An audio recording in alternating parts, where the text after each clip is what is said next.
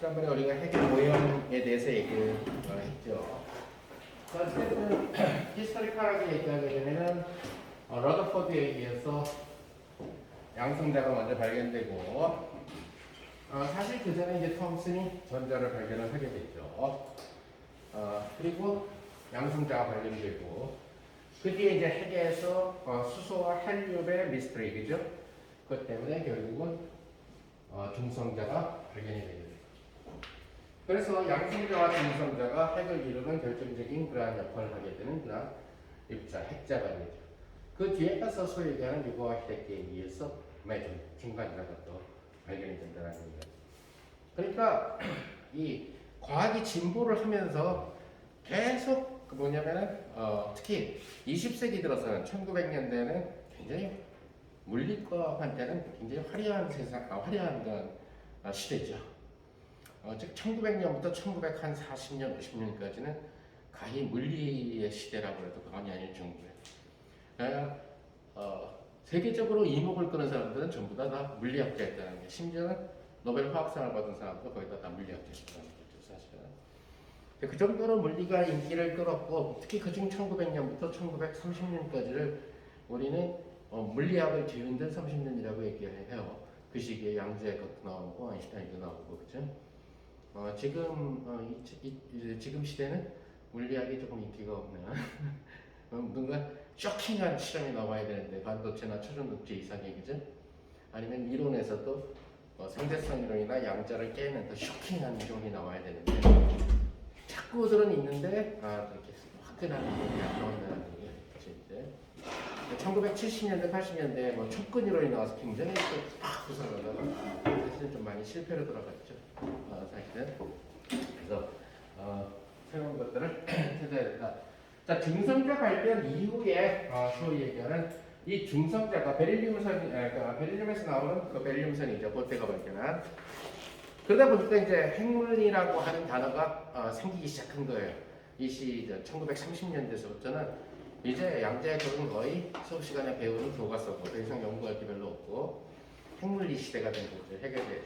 그러다 보니까 핵에 대해서 실험을 많이 하는 그런 일들이 일어나게 되는데 결국 이 뉴트론 중성자를 갖다가 중성자 빔을 이용을 해서 많은 실험을 하다가 우연히 발견한 실험이 바로 원자폭탄이 된다는 거예요. 그래서 핵이라고 하는 자체가 원자핵이라는 자체가 분열이 일어나는 이러한 실험을 우연히 발견하게 됩니다.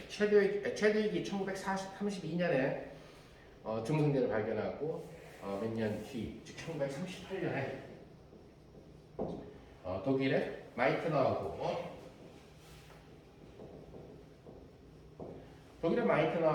오토 한이 중성자 실험을 하고 있었는데, 자, 이 당시에 중성자를 그냥 실험이라는 자체가 지금도 뭐 역시 마찬가지예요. 우리가 예를 들어서 나는 실험을 요리에다가 많이 비유하는 데서 좋은 실험학자는 나중에 요리집 차리면은 성공할 가능성이 굉장히 높다. 왜냐면 나 같은 이론하는 사람들은 요리를 못해요. 입으로만 하거든. 실전이 약해서. 이렇게 하면 맛있을 것 같은데 실제 실험하는 사람은 워낙 많은 시행착오를 겪어봤기 때문에 실험 과정에서 요리 같은 데서도 좋은 실험을 할 수가 있다는 겁니다. 그러니까 뭔가 실수로 잘못 넣었는데 그것이 묘한 맛이 돼가지고 성공하는 케이스가 있을 수가 있어요. 그죠? 실수로 잘못 집어넣은 것이. 그래서 그것이 하나의 레시피가 되거나 하나의 자기 식당이 대박을 치는 일이 될 수도 있어요. 실제로 보게 되면은 일본 같은 경우에는 골목 식당들이 굉장히 많은데, 우리나라처럼 워낙 조금씩 먹고 혼자족들이 많기 때문에 일본이 우리 이제 프랜차이즈나 대형 식당들이 많고, 아니면은 이렇게 네 사람이 가도 크게 시켜야 되죠, 큰 접시를. 근데 뭐 일본 같은 데서는 나 혼자 가서도, 소식가인 나 혼자 가서도 한 6, 7개의 안주를 시켜요. 만두 시키면 2개가 나와. 삼겹살을 시켰더니 4조각이 나오더라고, 조그만 거. 계란을 시켰더니 계란 1개가 나오더라고, 삶은 계란 1개가. 그런 정도로 하다 보니까 6, 7개 정도 시키는 것은 뭐죠? 쉬운 일이죠. 우리 같은 경우는 그럼 그렇게 조금 먹어가지고 어떻게 해가지고 심지어는 스파게티조차도 1인분은 안 됩니다. 이런 집들도 있죠. 2인분 이상 스파게티가 된다든가. 그러니까 음식을 일본 애들 같은 경우가 일단 우리보다는 맛을 좀 느끼는 그런 편인 것 같고, 내가 보기에는 우리는 맛보다는 대화나 어떤 즐거움, 이렇게 지인들과의 만남을 즐기는 것 같거든. 맛이 좋아서 혼자 이렇게 식당을 찾아다니는 사람이 우리나라 사람 많지는 않아요. 일본 같은 경우에는 혼자 살면서 맛집을 찾아다니는 사람이 굉장히 많다고 이렇게 얘기를 하더라고요. 우린 맛없어도 좋은 사람이, 그러니까 편하고 재미있고 좋은 사람이 있으면 맛있어지잖아요. 재미있는 얘기를 하면서. 그런 뭐 차이점들이 있는데, 그러다 보니까 일본 같은 경우는 골목골목마다 작은 식당들이 많고, 끝나고 나서 맨날 남은 식재료를 갖고 엄청나게 실험을 한다고 해요. 얘기를 들어보면은. 그래서 실험을 해서 실패한 거를 다 본인이 다 먹는데요. 그러다가 이제 그 레시피를 갖다 일기처럼 기록을 해두고 뭐 이런 식으로 해가지고 정말 맛있다. 그래서 내놓기도 하고 그런다라고 얘기를 하는데, 어찌됐든 이 실험을 하는 사람들 입장에서 봤을 증성자의 발견, 즉 증성자 비밀이라는 것, 베릴 윌슨이 증성자 비밀이라는 것을 알았을 때 이거 갖고 어떤 목표 없이 그냥 막 여기저기다 쏴보는 거죠. 그러니까 누가 먼저 결국은 새로운 업적을 내느냐 하는 그런 싸움에서는 누가 먼저 여기저기에다가 쏴보느냐, 시료를 바꿔서, 그죠? 중성자 비임은 베릴에서 만들어낼 수도 있고, 대상, 시료를 갖다가 똑같이 가는 거예요. 여기도 쏴보니까 별일 없이, 또 딴 거에다 쏴보니까 또 별일 없이, 딴 거에 쏴보니까 별일 없이. 실험은 일반적으로 이런 식으로 하게 되는 거예요. 필리핀이 4년 걸린 것도 마찬가지로. 그래서 똑같은 중복된 실패의 노력을 안 하기 위해서 일지를 쓰게 되는 거죠. 나는 이렇게 해봤다. 근데 아무 일 없었다. 이렇게 해봤다. 아무 일 없었다. 이런 이제 굉장히 긴 세월이 되는데, 실험 속에서 굉장히 대박을 터지는 일들이 일어나게 된 것은 렌트겐의 액션 발견서부터 시작해가지고 상당히 원치 않는, 그러니까 원하지 않았던 그런 일들, 마이프로덕트들이 성공한 사례가 많이. 그러니까 마이트하고 한이 원자 폭탄을 발견하려고 100분야를 실험을 했다. 그건 아니에요. 그냥 쏴본 것 뿐이에요, 그냥. 그래서 소위 얘기하는 우라늄 중에서 방사능을 내는 우라늄이 있어요. 그러니까 그때도 얘기한 것처럼 우라늄은 92번이기 때문에, 그러니까 동위 원소를 여러 개가 있죠. 우라늄 238 같은 경우는 안정된 우라늄이에요, 일반적으로. 자연계에서는 약 99.3% 정도가 그냥 안정된 우라늄, 그러니까 아무 영향을 안 미치는 거죠. 근데 자연계 속에 한 0.7% 정도 있는 소위 얘기하는 우라늄 235 중성자 수가 좀 작죠. 자, 그런 거로 인해 가지고 얘는 방사선을 띠게 된다는 사실은 바로 앙리 베큐렐이 알아내서 노벨상을 받게 된 거죠. 여기서 나오게 되는 방사선은 알파 방사선이라는 것이 알려졌고, 이 알파 방사선이라는 것은 바로 플러스 전기를 띠고 있는데 헬륨의 핵이 지금 튀어나온다는 사실을 다 알아냈다는 얘기죠. 즉 양성자 2개, 중성자 2개가 튀어나온다는 얘기가, 덩어리가 되어서 튀어나온다는. 자, 그러니까 마이트하고 한 같은 경우 별 생각 없이 우라늄 92번 235에다가 중성자 비임을 쏜 거죠. 그러니까 중성자 비임이라는 것은 베릴륨에서 중성자를 충돌시키는 이런 실험을 하던 중에 놀랍게도 여기에서 즉 중성자에다가 우라늄 235의 이 반응이 놀라운 반응을 갖다가 가져다 주게 됩니다. 즉 다시 말해서 우라늄 235, 핵자 수가 235, 몸집이 굉장히 큰 친구라는 얘기가 되겠죠. 일단요. 가벼운 뭐 헬륨이라든가 아니면 산소라든가 이런 가벼운 쪽이 아니죠. 핵자 수가 작은. 그래서 무거운 원자핵에 해당하는데, 놀랍게도 이 핵이 2배로 분리된다는 사실을 알아내는. 그래서 어떻게 분리가 되느냐? 결국 바륨이라는 핵하고 그 다음에 크리톤이라는 핵으로 분리된다는 사실을 알아낸 거예요. 근데 이 과정에서 물론 안정된 바륨과 안정된 크리톤, 이렇게 방사선을 띠고 있는 이러한 물질에다가 중성자를 갖다 때려봤더니 2개의 핵으로 핵이 쪼개져 있기 때문에 핵 분열이 있다는 얘기예요. 그런데 놀랍게도 이 과정에서 중성자가 2개가 발생한다는 얘기예요. 2개, 3개. 있어야 돼요. 뿐만 아니라 이 과정이 발열 과정이었다는 거죠. 그래서 이 과정이 한 스테이지에서 그러니까 우라늄 핵종 하나를 갖다가 중성자 한 개가 되었을 때 이게 그리고 200메가 일렉트론 볼트라고 하는 어떻게 보면 200메가 일렉트론 볼트는 그 주얼로 환산하면 굉장히 작은 칼로리로 환산하면 작은 거죠. 중요한 사실은 우라늄 핵종이 하나의 우라늄 속에 굉장히 많이 들어있다는 거죠. 사실. 근데 중요한 거는 결국 중성자가 하나를 쏴서 두 개가 튀어나왔다는 거. 그러니까 내가 지금 중성자라면은 이게 탁 부딪혀가지고 얘를 둘로 쫙 쪼개고 두 개가 튀어나와. 그럼 그 두 개는 어디로 가요? 다른 우라늄 핵종을 옆에 있는 우라늄 핵종을 또 뽀개러 가는 거지. 그러면 여기서 탁 하나는 일로 튀어가서 쟤를 바륨과 크립톤으로 만들고 중성자 두 개 또 튀어나오고 여기서 또 중성자 두 개 튀어나오고 그죠? 그럼 토탈 몇 개 돼요? 네 개가 튀어나왔죠. 그 네 개 또 어디 가요? 결국 네 개의 핵종을 또 부수러 갔죠. 그럼 몇 개가 튀어나와요? 8개. 그 8개는 다시 부수러 가죠. 몇 개? 16개. 2의 거듭 제곱으로 들어간다는 거겠죠. 그러니까 한 스텝을 거칠 때마다 2의 거듭 제곱으로 간다. 그러니까 여러 스텝을 거치면 2의 10승, 즉 1024배가 된다. 1024개가 된다는 얘기가 되겠죠.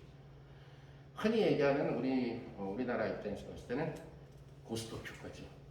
그렇죠? 피박에 멍박에 전판 나가기 하려면 2의 거듭 제곱에 의해 가지고 돈을 많이 뜯기는 게 고스톱이죠. 그죠? 10할 경우에는 2의 10승배까지 갈 수도 있죠. 자, 어쨌든 간에 이렇게 중성자, 그러니까 한 스테이지에서 나오는 발열 양은 에너지는 그닥 크지 않지만은 결국 이것이 두 배로 중성자가 튀어나와서 얘네들을 갖다가 만들어주게 된다는 얘기가. 물론 이제 이런 반응은 꼭 바륨과 크립톤으로만 나오는 것은 아니에요. 또는 예를 들어서 크세론과 스트론튬으로 나오기도 하고 역시 마찬가지로 N이 두 개가 나오는 이러한 반응이 되는 그러한 반응. 이 경우에는 얘보다 조금 더 많은 208메가 일렉트론 볼트 이러한 형태로 나온다는 사실을 갖다가 알아내게 됩니다. 자, 그럼 이 자체 한 스테이지에서는 한 스텝에서는 200메가 일렉트론 볼트라고 하는 작은 에너지가 발생하지만 만약에 얘를 우라늄 시료를 1g을 갖다가 모았다라고 칩시다. 자, 그러면은 1g 속의 우라늄과 같은 금속은 바로 뭐가 되죠? 결국 원자가 바로 분자를 형성하게 되는 친구들이죠, 그죠? 그러니까 우라늄 1g 속에 그러니까 우라늄 1g이 아니라 우라늄 1몰을 갖다가 우라늄 1몰을 우라늄 1몰은 바로 뭐가 되냐면 235g이 돼요.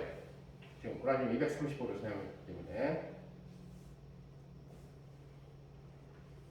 자, 그러면 1몰 속에는 몇 개의 우라늄 핵종이 있게 되냐면 우라늄 핵이 있게 되냐면 1몰 속에는 6 곱하기 10의 23승계 아보가드로 수만큼의 결국 핵자가 있다는 핵이 있다는 얘기가 되겠죠. 우라늄 핵이. 우라늄 핵이 이만큼 있어요. 1몰 속에. 그러니까 235g 속에 이만큼의 우라늄 핵이 있다는 얘기예요. 그럼 우라늄 1g 속에는 얘를 235로 나눠준 이런 케이스가 되겠죠. 이것을 계산해 보면은 약 2.6 곱하기 10의 21승이 된다는 얘기가 되겠죠.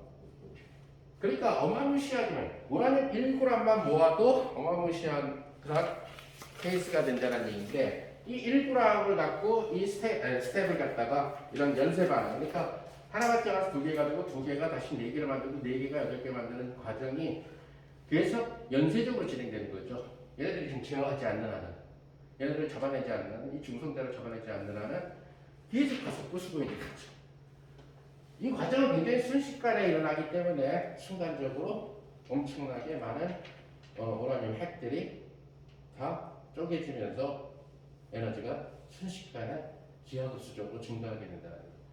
그래서 이 친구들이 만들어내는 에너지가 이걸 계산을 해보게 되면은 기하급수적으로 8.3 곱하기 10의 10승 주얼로 환산했을 때 물론 여러분들이 알고 있는 칼로리로 바꿀 수도 있겠죠.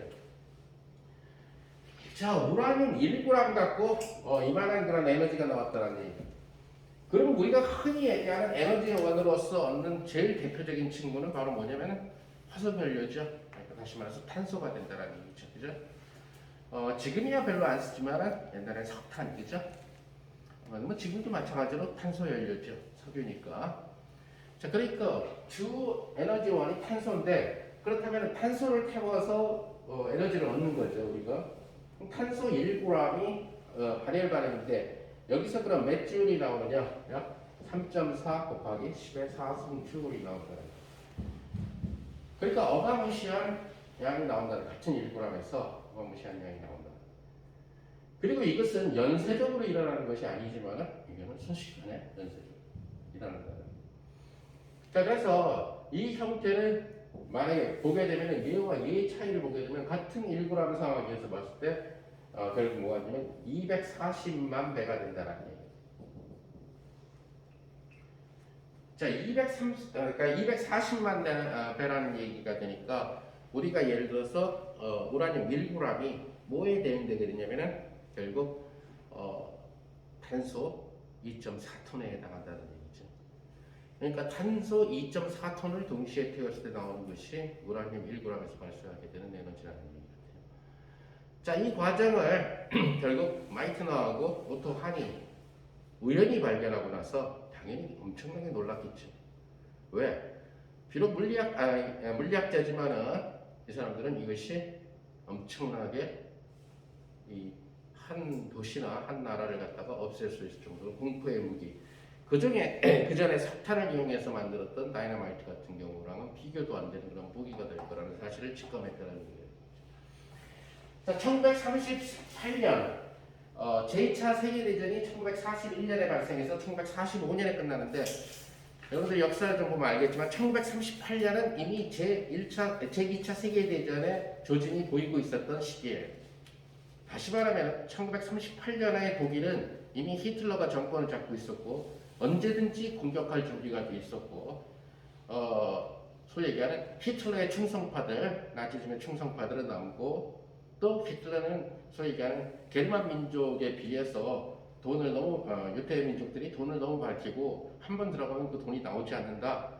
그래서 유태인들에 대한 어떤 증오심을 갖고 있었던 시대였죠. 그래서 유태인들 갖다가 자, 이것이 이제 전쟁이 터지면서 더 구현이 되겠지만은 이 과정에서 여성인 마이트너 교수하고 남자인 오토 한의 입장은 달라요. 왜? 마이트너는 히틀러가 싫어하는 유대인이고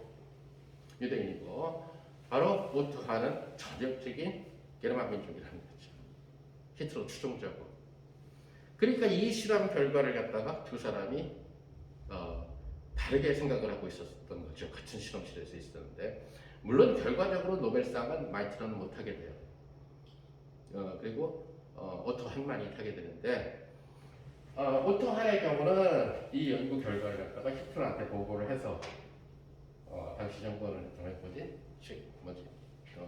집권당은 아니었지만은 어찌됐든 그 최다 의원을 보유하고 있었던 당이죠. 어찌됐든 간에 나치당이.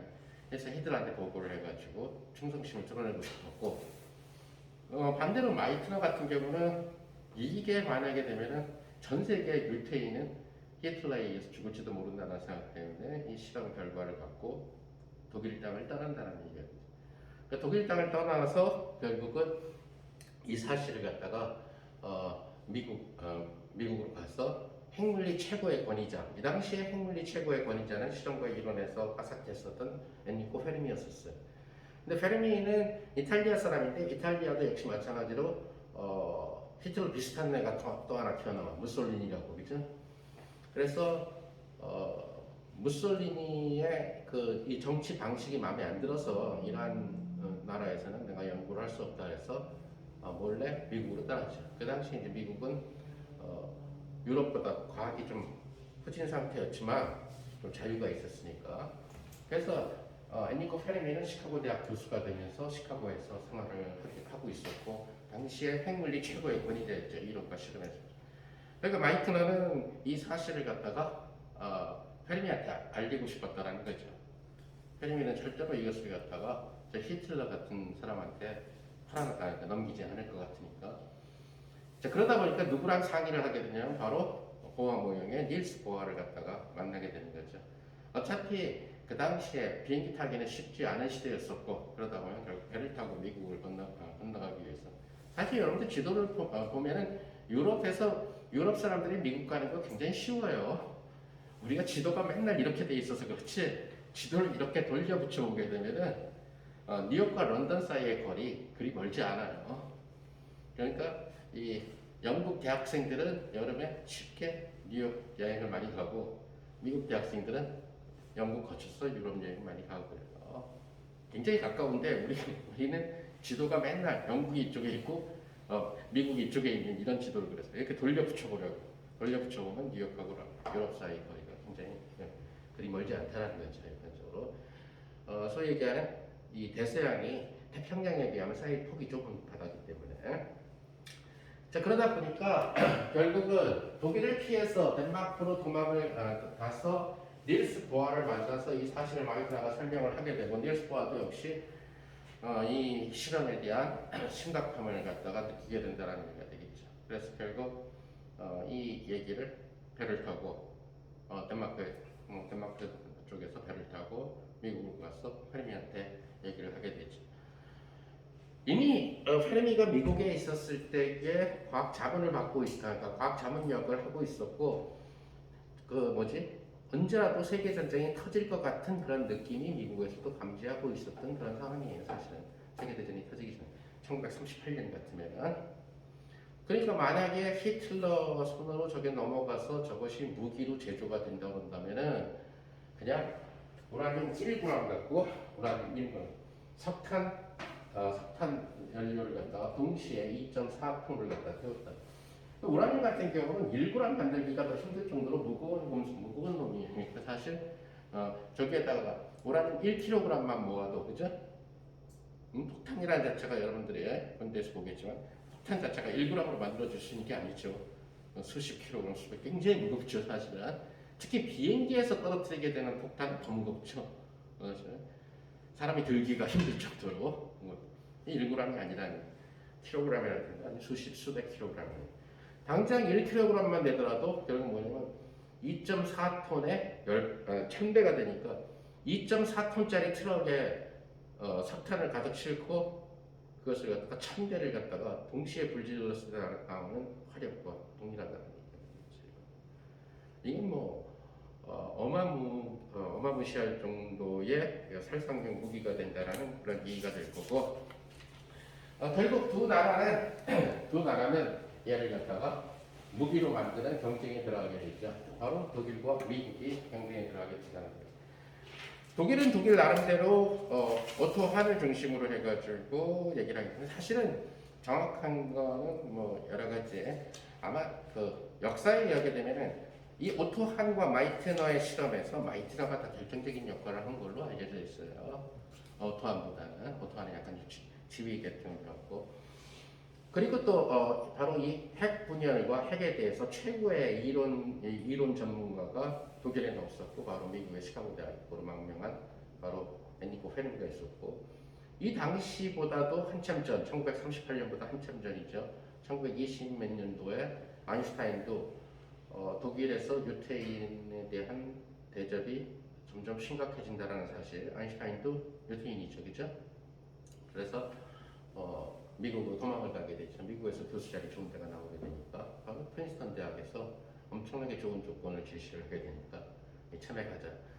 그러니까 소위 얘기하는 이 발생하는 이 에너지는 바로 아인슈타인에 의해서 나온 질량 결손에 대한 에너지예요. 즉 이 과정에서 질량이 보존이 되지 않는데 보존되지 않는 질량 차이만큼의 에너지, 즉 델타 MC 제곱이라는 얘기입니다. 그러니까 이 에너지의 근원이 되는 이론을 갖고 있는 사람도 미국 땅에 살고 있었고, 핵 과정에 대한 전문가도 미국에 있고, 마이트너도 결국은 미국으로 페르미를 만나러 갔고, 당연히 결국 이 싸움에서 이론과 실험을 갖다 겸비한 미국 팀과 그 다음에 다 망명되고 나서 그 히틀러한테 충성했던 과학자들만 남아 있었던, 좀 생각이 있었던 과학자들은 아마 상당히 많이 다른 나라로 다 망명을 했을 거예요. 그러다 보니까 좀 그보다 수준 낮은 사람들 많이 있었게 되겠죠. 결국은 1941년에 결국 이 독일이 폴란드 침공으로 제2차 세계대전을 일으키게 되죠. 독일은 잘 알다시피 1차 세계대전도 독일이 일으켰죠. 오스트리아 치면서. 이번에는 바로 독일 옆에 붙어 있는 폴란드를 치면서 시작되죠. 그래서 뭐 소위 얘기하는 독일은 제철 강국이기 때문에 금속공학에 대해서는 최고봉이에요. 1900년대 초에. 즉 다시 말해서 철 갖고 노는 거에는 독일 따라갈 나라가 없는 나라예요. 그런데 2차 세계대전의 최고의 전쟁의 무기는 바로 철로 만든 것들이라는 거죠. 즉 다시 말해서 철로 만든 배, 철로 만든 비행기, 그죠? 그 다음에 그 철로 만든 총들이라든가 대포라든가 탱크라든가 2차 세계대전은 결국 철의 전쟁이라는 거예요. 그러다 보니까 뭐 군사력에서 독일을 갖다가 따라갈 수 있는 나라 거의 없어요. 그 당시 유럽에서는. 프랑스도 한 방에 가는 거고 영국도 그냥 한 방에 가는 거죠, 사실은. 그러니까 바로 인접해 있는 나라서부터 치기 시작해가지고 이제 하고, 얘네들이 항상 세계 정복을 할 때 항상 고생하는 나라가 지금은 러시아지만 옛날 소련, 추워서. 그래서 장기전을 치르면 치를수록 결국은 쉽지 않은 그런 전쟁이 되는 거죠. 어찌됐든 2차 세계대전이 발발하고 나서 독일이 지금 여기에서 나오는 이 에너지를 갖다가 폭탄으로 만드니까 원자 핵분열 폭탄인데 줄여서 원자 폭탄이 되겠죠. 이것을 만들 거라는 사실을 알게 됐다라는 거죠. 자, 그러다 보니까 결국 미국과 이제 독일이 유럽 땅을 갖다가 거의 점령할 때쯤 되니까 결국 미국은 엄청난 병력이 참전을 하게 됐죠, 그렇죠? 1차 세계대전 때 미국은 별 개입을 안 해요. 그냥 유럽 내에서의 전쟁. 2차 세계대전에서의 미국은 연합군에서 상당한 포션을 차지하게 됐죠. 병력 수로 봤을 때. 속칭 얘기하는 이런 젊은 친구들은 무조건 다 끌려갔다라고 생각하면 돼요. 그냥 남자들이 없어. 어느 정도에 되면 미국 같은 경우에 소위 얘기하는 20대들은 다 군대로 보냈다라고 생각하면 됩니다. 다 차출해가지고. 심지어 프로야구 선수들까지. 그래서 미국이 3년 동안 프로야구가 쉬지요. 3년 동안 프로야구를 해야 되는데 투수, 포수 할 것 없이 다 유럽 가서 싸우고 독일하고 싸우고 있는 거죠. 그래서 미국이 3년 동안 여자 프로야구를 해요. 남자가 없으니까. 그래서 메이저리그가 여자들이 치마 입고 야구를 하는 그런 시대가 돼요. 여러분들 영화 보면 많이 나오겠지만. 그래서 미국의 여자 프로야구는 그때 딱 한 3년 정도만 활동을 하고 다시 남자들이 복귀를 미국으로 돌아와서 다시 야구를 시작하게 됩니다. 그 정도로 미국 땅에 그 젊은이들이 엄청나게 유럽으로 건너가서 전쟁을 하게 됩니다. 그 당시 이제 미국 대통령 루스벨트 같은 경우에는 빨리 전쟁을 종식시키지 않는 한은 미국 내 남자 젊은이들을 볼 수가 없다. 그리고 그들은 다 거의 결혼을 앞두고 있거나 연인이 있는데 다 죽어서 돌아온다는 것이죠. 자, 이제 그런 상황이었고, 근데 이제 독일의 공격력이 너무 거세지게 되고, 심지어 거기에다가 만약에 핵무기까지 독일이 먼저 개발하면 위험할 거라는 사실을 알았던 거죠. 이제 그럼에도 불구하고 루스벨트 대통령이 원자폭탄에 미국에서 먼저 개발하는 부분을 반대를 하게 되죠. 너무 많은 인간이 살생할 수가 있고 또 이 과정에서 나오게 되는 엄청난 방사선이 한 도시나 그 인근 도시의 사람들까지 다 설령 살아남았다 하더라도 일찍 죽게 만들거나 아니면 평생을 방사능병으로 고생하게 만들 수 있는 그런 대량 학살 무기가 될 거다라는 점 때문에 거부를 하게 되니까 결국에서는 이제 페르미가 아인슈타인을 찾아가게 되는 거죠. 그러니까 아인슈타인의 말이라면은 루스벨트가 들을 수 있을 거다. 결국 뭐 예정대로 아인슈타인이 루스벨트 대통령을 설득을 하게 되죠. 그 당시 파워가이니까 아인슈타인이. 그래서 원래는 그 속칭 얘기하는 루스벨트가 아인슈타인한테 소위 얘기하는 원자폭탄 개발을 책임자를 맡기려고 했다라는 얘기죠. 근데 아인슈타인도 이미 알고 있었죠. 만약에 이게 만들어져 가지고 독일을 패망시키고 미국 연합군의 승리로 끝난다 그래도 만약에 본인이 책임 개발자로 돼 있으면은 엄청난 나중에 쉽게 얘기하면 디스 악플이 온다는 게. 그 사실을 이제 알고 있었기 때문에 나는 이론가이지 실전은 약하니까 다른 사람을 추천하겠다. 그래서 속칭 이제 오펜하이머라는 물리학자를 추천하게 된 거죠. 그래서 오펜하이머가 결국 이 프로젝트에 수장이 돼가지고 이 분야랑 관련된 모든 공학자, 물리학자, 과학자, 재료공학자, 심지어는 수학자들까지 다 필요한 사람들은 전부 다 모여서 비밀리에 원자 폭탄을 만들게 되는데, 그것이 바로 뉴욕의 여러 개의 섬 중에 하나인 바로 맨하탄 섬에서 우리가 알고 있는 엠파이어 스테이트 빌딩이 있고 자유여신상이 있는 그 섬이 되겠죠. 맨하탄. 그래서 맨하탄의 비밀리에 진행됐다 해서 맨하탄 프로젝트라고 얘기합니다. 맨하탄 프로젝트는 결국은 오펜하이머 지휘하에서 성공을 하게 되고, 결국 이 과정을 담은 결국 폭탄을 제조를 하는데 성공을 해요. 근데 폭탄을 성공을 하는데 4개를 만들어냈는데, 물론 실험용 샘플 말고 실전에 스투입할 수 있는 것을 4개를 만들어요. 2개를 우라늄을 갖다가 중성자를 때려가지고 폭발시키는 폭탄을 2개를 만들어내고, 또 하나는 우라늄보다 조금 더 무거운 프로토늄을 갖다가 중성자로 때려가지고 만들어내는 프로토늄 원자폭탄 2개를 만들어내게 돼요. 그리고 이제 실험용은 조금 작은 거를 이제 실험을 해야 되겠죠. 그래서 1945년 7월. 근데 정작 뭐냐면 실험을 했던 1945년 7월 이전에 바로 독일이 항복을 해요. 알다시피 2차 세계대전에 유럽에서의 전쟁은 조금 먼저 끝나요. 1945년 초에 끝나고, 그럼 끝까지 버틴 애들이 누구죠? 바로 일본이죠. 일본은 뭐 잘 알다시피 8월 15일 날 항복하니까 45년 8월 15일 날 항복을 하게 됐죠. 그러니까 일본은 이제 끝까지 버티는데 독일한테 원래 쓰려고 생각했는데 독일이 항복을 하는 바람에 일단은 요거를 갖다가 일본하고 계속 전쟁을 하면서 일본 애들이 거의 목숨 걸고 미국하고 붙는 거죠. 속칭 얘기하면 자폭 비슷한 거죠. 비행기에 폭탄을 엄청 싣고 죽으면서 미국 항공모함을 깨는 거죠. 뭐 그런 정도로 하다 보니까 와, 이런 친구들하고 정상적인 전쟁은 불가능하다 라는 그런 생각을 하고, 결국 45년 7월에 결국 이 비키니라는 장소에서 그 비키니 섬이라는 작은 섬에서 결국 원자폭탄 실험을 하게 되고, 그때 바로 세계 최초의 버섯 구름, 물론 작은 사이즈예요 사실은, 제가 직접 투하된 겁니다. 그러면서 이제 세상을 놀라게 하고, 그러면서 이제 일본한테 협박을 가하기 시작한 거죠. 이제 7월이니까. 그래서 이봐라, 이 섬 하나를 거의 통째로 날렸다. 그래도 항복 안 하겠느냐? 그래도 안 하죠.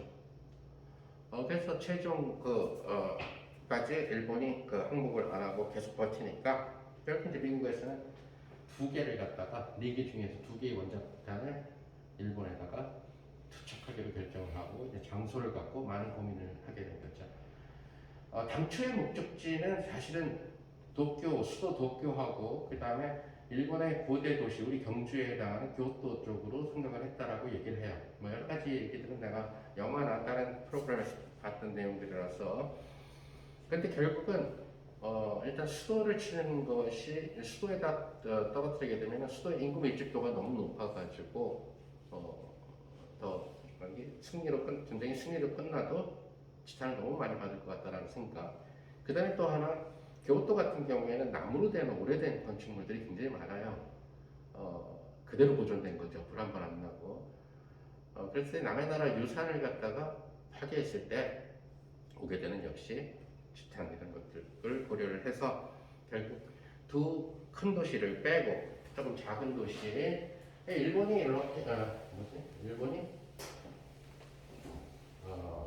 이렇게 생겼죠.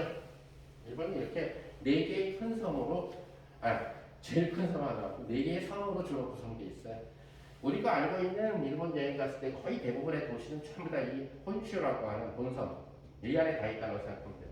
여기 동경, 여기가 이제 후쿠시마가 되고, 여기 동경에서 이제 밑으로 쭉쭉쭉 내려오면 여기 뭐 오사카도 있고 교토도 있고 다 여기에 다 있다는 거예요.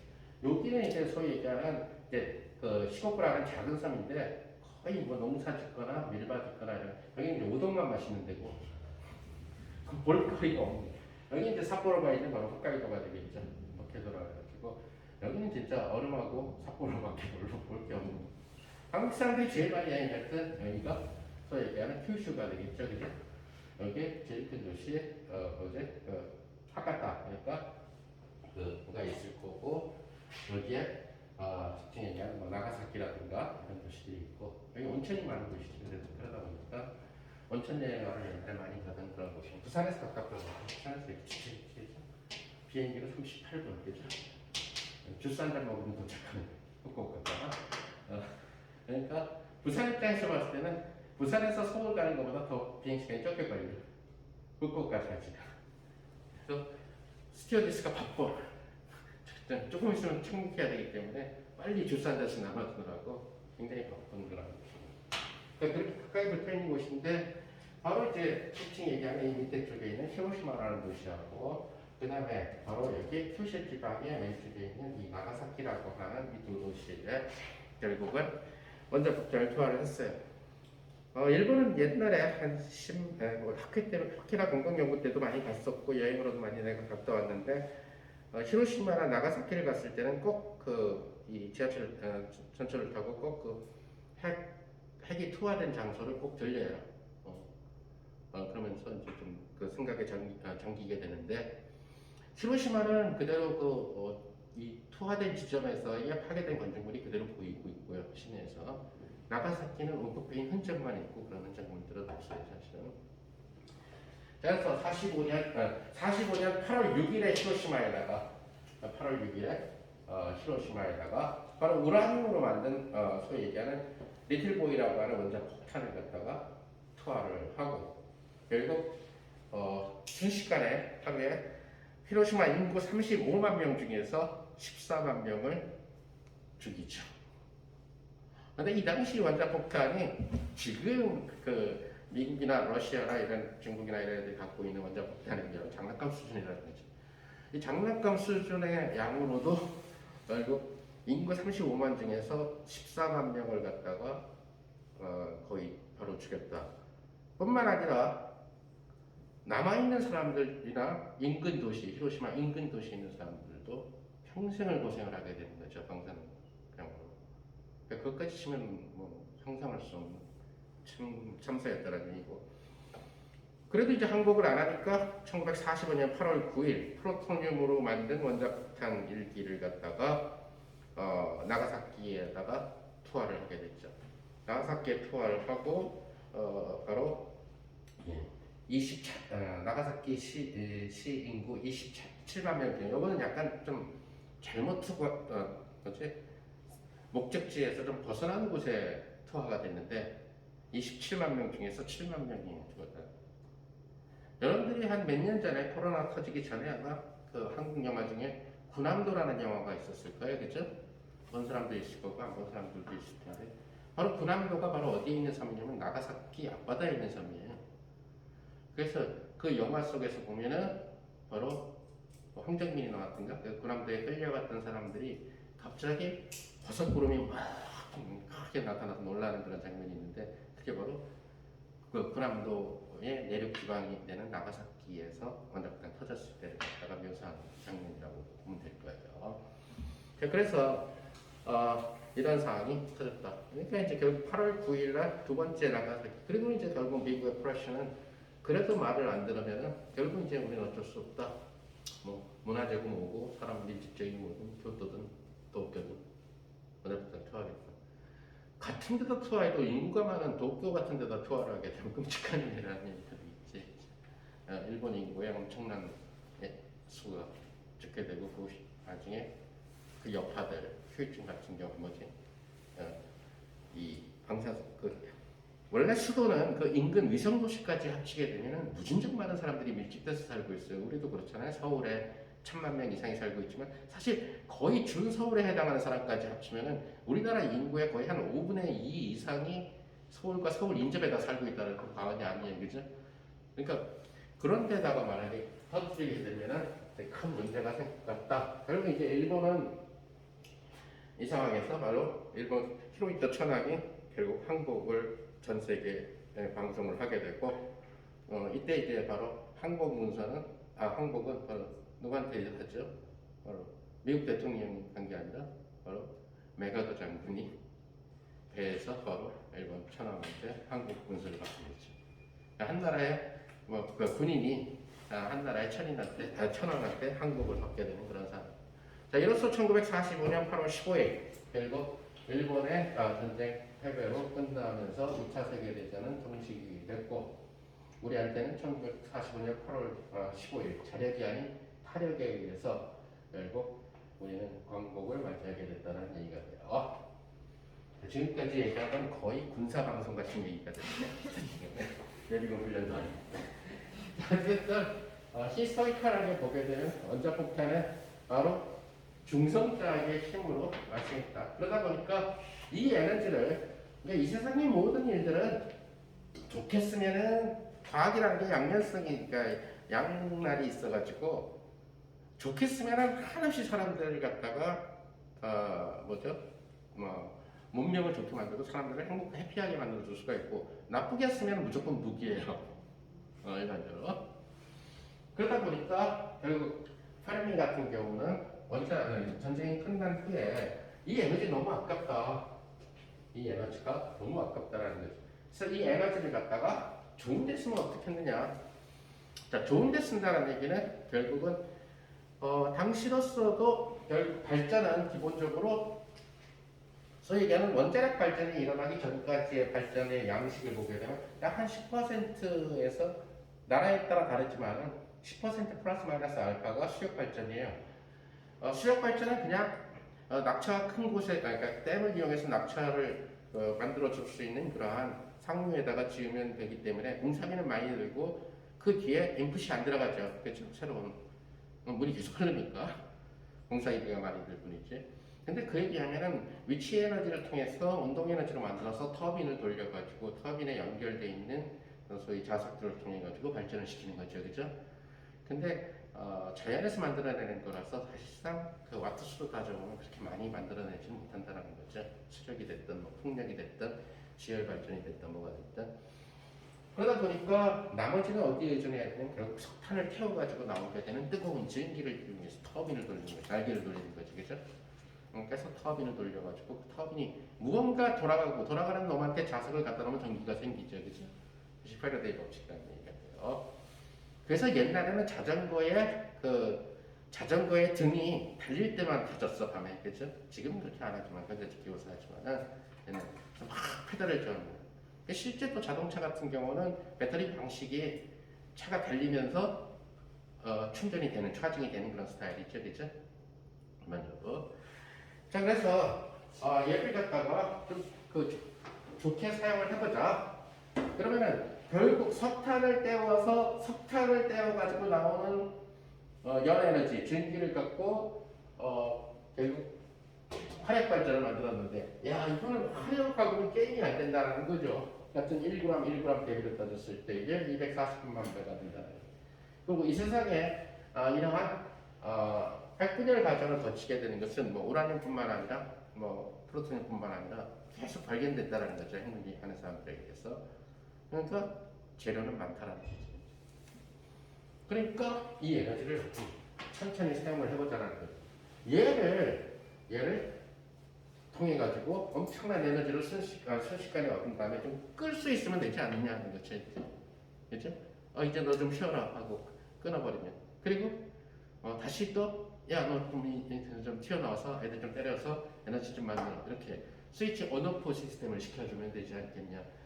그 다음에 연쇄 핵분열이 너무 빠르게 일어나니까 좀 천천히 일어나게끔 하는 촉매를 갖다가 사용하면 되지 않겠냐. 일반적인 화학 반응에 있어서는 촉매는 꼭 반응을 늘리기 위한 것만, 반응을 빠르게 해주는 것만 촉매는 아니에요. 반응을 천천히 해주려고 집어넣는 것도 촉매라고 얘기하죠. 일반적으로. 그래서 양의 촉매냐 아니면 부촉매냐 이렇게 얘기를 하죠. 사실은 반응을 도와주느냐 아니면 반응을 방해하면서 해주느냐.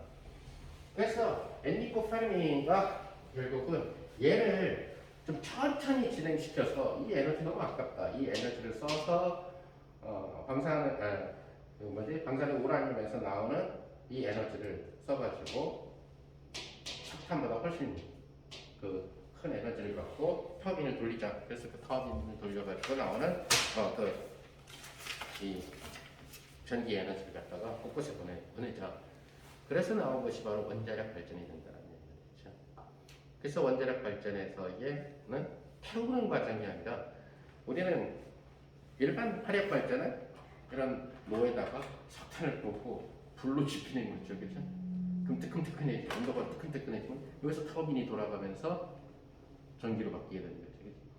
근데 여기에서는 뭐가 되냐면 이러한 노 안에다가 불 지피는 것이 아니라 방사능 물질을 집어넣는 그리고 중성자가 되고, 그죠? 중성자 발생시킬 수 있는 것도 많으니까 중성자 발생을 시켜가지고 이 안에서 중성자들이 튀어나와서 다른 그러니까 원자 핵들, 우라늄 원자 핵들을 계속 때리게끔 만드는 이 과정이 좀 천천히 일어나고 그다음에 제어도 할 수 있는 그런 방법을 찾아내게 됐는데 이 프로세스가 순수한 물 속에서 천천히 진행된다는 사실을 알아내게 된 거죠. 여기서 얘기하는 물은 순수한 물을 얘기하는 거죠. 아무것도 섞이지 않은 물을 얘기하는. 그래서 지난번에도 얘기한 것처럼 이러한 물을 순수한 물을 만들 수 있는 방법은 두 가지 방법이 있어요. 하나가 바로 H2O라는 물을 사용하는 방법이 있고 또 하나는 B2O를 사용하는 방법이 있어요. 그럼 삼중수소는 왜 이용 안 하느냐? T2O는 삼중수소 자체가 또 방사선을 내서 몸에 안 좋은 방사선을 내서 안 좋아요. 그러나 중수소나 수소는 몸에 나쁜 걸 발생시키지 않기 때문에 또 하나는 또 삼중수소는 만들어내는데 돈도 많이 들고 근데 중수소는 자연에도 존재해요. 소량이지만 실제로. 그래서 결국 중수를 쓰느냐 병수를 쓰느냐. 그래서 결국 이러한 과정들이 이 물 안에서 일어나게끔 한다는 거죠. 물 안에서 일어나게끔 하고 여기가 속칭 얘기하는 노심이 되는 거죠. 그래서 여기에서 이게 이제 소위 얘기하는 방사능 물질로 되어 있다는 얘기가 되겠죠, 그죠? 그리고 예를 들어서 이런 분은 방사능을 잘 차폐하는 금속으로서는 납 같은 게 있으니까 납을 두텁게 만들어가지고 외부로 방사능이 새지 않게끔 만들어주면 되겠죠. 그래서 이런 물 속에 잠겨 있는 노심을 통해 가지고 여기 중성자를 때려서 여기서 그러니까 여기에서 반응이 일어나게끔. 그러면은 결국 에너지가 생기게 되면서 부글부글 끓게 되면서 전기가 생기게 되겠죠, 그죠? 그 전기를 갖고 이제 만드는. 그럼 이제 충분히 터빈을 돌려서 발전을 시켰다라고 생각을 하게 되면 이제 끊어버리면 된다는 얘기가 되겠죠. 자, 이때 소위 얘기하는 이 물이라고 하는 이 역할이 바로 무슨 역할을 하냐면은 감속제 역할을. 그래서 원자로에서는 두 가지가 들어가게 되는데 하나가 감속제고 또 하나가 냉각제예요. 발생하는 열을 감소시켜야 됩니다. 이 두 역할을 동시에 해줄 수 있는 것은 속칭 얘기하는 이 물이 정수냐 중수냐 이런 것들이 물 역할을 해준다는 얘기가 돼요. 감속과 냉각의 역할을 동시에 해준다는 얘기가 되고 그 다음에 이제 그러면 여기 이제 끄고 싶을 때 어떻게 하느냐? 여기 지금 중성자들이 막 싸돌아다니면서 얘랑 막 충돌해갖고 막 핵분열 시키려고 하는데 얘들은 어떻게 하냐? 속칭 얘기하는 이 중성자를 갖다가 붙잡는 제어봉이라는 것을 갖다가 꽂아서 흡착시키면 돼요. 옛날에 이런 공간에 우리가 못 살던 시절에는 이런 식당 같은데 파리들이 엄청 돌아다니니까 에피킬러도 없고 이랬을 때 뭘 했냐면 천장에서 여기를 끈끈이들이 붙어 있었어, 그치? 그럼 파리들이 쏘다니다가 그러면 끈끈이 하나에 파리가 한 수십 마리씩 붙어 있고 수십 마리씩 붙어 있는 일종의 그런 쏘다니는 그 파리들이 가서 착착착착 달라붙어서 그것만 딱 했었어야 된다 버리면 되게끔 만드는 게 제어봉 역할이라는 얘기가 있죠. 그 제어봉 역할로 제일 많이 쓰는 것은 지금 그 당시에 썼던 거는 흑연이죠. 흑연이 중성자를 갖다가 포획하는 그런 역할을 하니까. 그러니까 제어봉을 통해서 포획시켜주면 된다. 그러면 꺼지는 거지. 이제 돌아다니는 놈이 없으니까. 팔이 다 잡은 거지. 그래서 제어봉을 다시 또 제거를 시켜주게 되면은 제어봉을 끼우면은 제어봉에 다 포획돼가지고 흡착돼가지고 중성자가 스톱돼 버렸으니까 연소핵분열이 안 일어나지, 그죠? 그 제어봉을 빼주면 다시 중성자에 의해서 연소했군요. 그래서 이 조형 역할이 굉장히 중요하고 그 다음에 냉각과 감속을 시켜야 되기 때문에 반응에서 바로 이 물의 역할도 굉장히 중요하다는 얘기예요. 바로 이제 후쿠시마는 어디에서 생기냐면은 쓰나미로 인해 가지고 이 물이 줄어든 거죠. 물이 점점 샜다는 얘기죠. 그러니까 물이 점점 줄어들어서 이렇게. 그러니까 물 밖으로 나오지 말아야 되는 방사능 물질 노심이 물 밖으로 노출됐다는 거예요. 그러다 보니까 그 물 밖으로 노출된 얘는 점점 줄어들고 있고 결국 냉각수 공급이 전원 차단으로 오프된 상태죠. 그 당시에. 그러니까 그런 쓰나미나 지진이 덮치게 되면서 전기적으로 제어하는 그런 부분들이 고장 나게 된 거죠. 자, 그러다 보니까 결국 노심이 밖으로 치솟게 됐고 여기서 속칭 얘기하는 방사능이 다 주변으로 퍼지게 된다. 그래서 흔히 얘기하는 주로 그 요오드 방사선하고 세슘 방사선이 방출이 된 거죠. 엄청난 양이. 이것도 최근에 보면은 내가 어저께 봤는데 어제 밤에 봤는데 일본 영화가 있어요. 후쿠시마의 하루하루를 이렇게 기록해서 만든 영화인데 영화는 진짜 재미없더라고요. 근데 이 수업을 위해서 봤는데 재미없어서 못 보겠더라고요. 그래서 뭐지? 그러니까 공짜로 보는 거니까 내가 외국 영화 그 가입을 해놔가지고 공짜로 봐서 마치 돈 주고 극장에서 보라고 진짜 도망갈 그런 영화예요. 무슨 영화도 아니고 다큐멘터리 같아. 그날 그 터지기 전날서부터 최악의 경우까지를 탔고 근데 긴장감도 없고 거기서 이제 제일 떠들어대는 얘기가 바로 노심 그 다음에 냉각수가 줄어들고 있어요. 그러니까 그런 얘기밖에 안 나온다는 얘기. 그래서 이런 부분들만 문제가 없게 되면은 이런 부분들만 문제가 없게 되면은 그러니까 사실은 이제 뭐 우리나라 같은 경우도 사실 자꾸들 우려를 하는 것이 지난번에 포항이나 이런 데서 지진이 좀 크게 일본에 비하면 뭐 가벼운 수준이지만 이제 월성이나 고리 같은 그 경북쪽에 있는 이런 쪽에서 노후화된 원자로가 또 일본과 같은 그런 스톱이 생겨가지고 그렇게 되면 영향권은 뭐 부산 진주까지 다 오게 되겠죠. 일본으로. 그러니까 항상 이 원자력 발전은 경비가 더 많이 들더라도 항상 제1, 제2, 제3의 배수일지는 쳐야 돼요. 다시 말하면 이것이 고장났을 때 무엇에 의해서 해결한다. 이것이 고장났을 때 무슨 사고로 그렇게 하지 않으면 굉장히 그 위험한 상황들이에요.